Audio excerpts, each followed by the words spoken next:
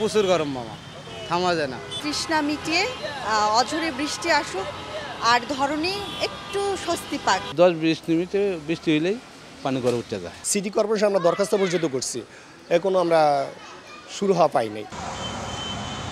এই হলো তিলোত্তমা ঢাকার এখনকার চিত্র। কথায় কথায় গ্রীষ্মের তাপমাত্রার পারদ ছুঁয়ে যায় 38-এর কোটা। মরুর উত্তাপে নগরীতে নেমে আসে বৃষ্টির জন্য ঘোর হাহাকার। ভাগ্য বদলায়, অঝোর ধারায় হয় বৃষ্টি, তবে ফলাফল হিতে বিপরীত। অল্প বর্ষণেই তলিয়ে যায় রাজধানীর বিভিন্ন সড়ক, আবারও সেই ভোগান্তির পুনরাবৃত্তি। একটু বৃষ্টি হলে জায়গায় জায়গায় পানি জমে যাচ্ছে, দৈনিক চলাচলের জন্য এটা অযোগ্য। উন্নতি করতে গিয়ে ঢাকার বেশিরভাগ গাছপালা কেটে ফেলা হয়েছে। সামান্য গরমও অনেক গরম অনুভূত হয়। পানি আটকে থাকে। গতকালকে আমি মিরপুরে গেলাম, ওখানে দেখলাম যে মানুষ চলাচলের অনুপযোগী হয়ে গেছে।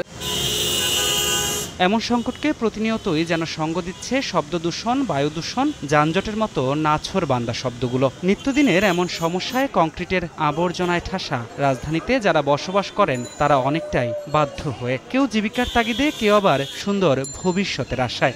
জোর ব্রাইট লক টেকনোলজি সাধারণ পাউডারের তুলনায় দেয় দ্বিগুণ উজ্জ্বলতা। রিন অ্যাডভান্সড দেয় দ্বিগুণ উজ্জ্বলতা। ডাক্তার কন, লেখাপড়া কন, চাকরি কন, যে কোনো ব্যাপারেই ঢাকা হইল কেন্দ্রস্থল।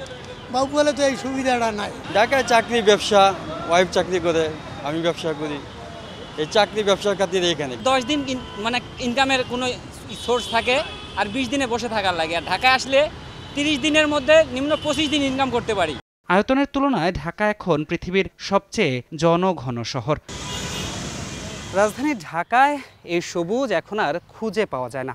তার উপর এখন বিশেষজ্ঞরা আশঙ্কা করছেন 2050 সাল নাগাদ এমন অবস্থা জলবায়ু পরিবর্তনের যদি অব্যাহত থাকে তাহলে রাজধানীতে জনসংখ্যা বাড়বে প্রায় 50 লক্ষ। এতে ভয়ঙ্কর ক্ষতির মুখে পড়বে প্রাণ এবং প্রকৃতি। তাই তারা বলছেন এখনই সময় বিভিন্ন সরকারি, স্বায়ত্তশাসিত কিংবা বেসরকারি প্রতিষ্ঠানকে বিকেন্দ্রীকরণের। শুধু তাই নয়, নগরবিদরা বলছেন দায়িত্বশীলদের দায়িত্বহীন ভূমিকার কারণেই ধুঁকছে নগরবাসী। বাংলাদেশের মানুষ যদি আফ্রিকা, তানজানিয়াতে গিয়ে কর্মের সন্ধানে যেতে পারে, তাহলে ঢাকার মানুষও যারা ঢাকায় রংপুর থেকে এসেছে কাজ করতে, তারা যদি রংপুরে ভালো সুযোগ সুবিধা পায় রংপুরে যাবে। যে কোনো বিচ্ছিন্ন উন্নয়ন পরিকল্পনা, বিচ্ছিন্ন উন্নয়ন উদ্যোগের দায়ভার আসলে দায়িত্বশীলেরা। প্রায়শই আমরা একটা কথাটা বলি যে মানুষকে সচেতন হতে হবে। মানুষ তো সচেতন হয় যখন প্রতিষ্ঠানগুলো কাজ করে। শহরের সীমান্তে আবাসন, শিক্ষাকেন্দ্র, চিকিৎসা কেন্দ্র সহ গুরুত্বপূর্ণ স্থাপনা নির্মাণ করতে হবে বলেও পরামর্শ দেন তিনি। তবে কতটুকু বাস্তবসম্মত তা নিয়েও প্রশ্ন আছে। ধ্রুব ব্যানার্জি, সময় সংবাদ, ঢাকা।